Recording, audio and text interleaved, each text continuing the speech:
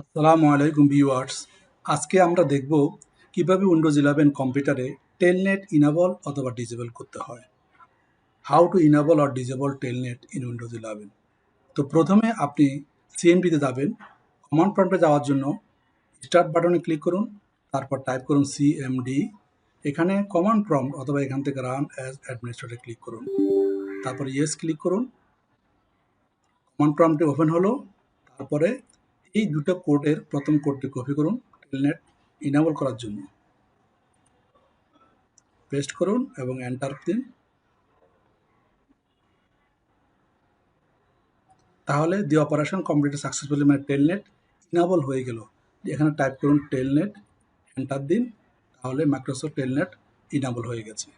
যদি আপনি টেলনেটকে ডিসেবল করতে চান তাহলে আবার কমান্ড প্রম্পটে যাবেন, সিএমডি লিখে কমান্ড প্রম্পটে রাইট মাউস ক্লিক করে রান অ্যাজ অ্যাডমিনিস্ট্রেটর ক্লিক করুন, ইয়েস ক্লিক করুন।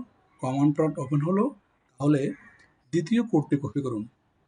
এই দুটো কোড আমার ভিডিও ডেসক্রিপশনে দেওয়া থাকবে, সেখান থেকে কপি পেস্ট করতে পারবেন। দ্বিতীয় কোডে দিন। অপারেশন কমপ্লিট সাকসেসফুলি, তার মানে টেলনেট ডিসেবল হয়ে গেল।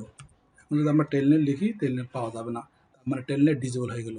তো ভিউয়ার্স, আশা করছি এই ভিডিওটি আপনাদের কাজে আসবে।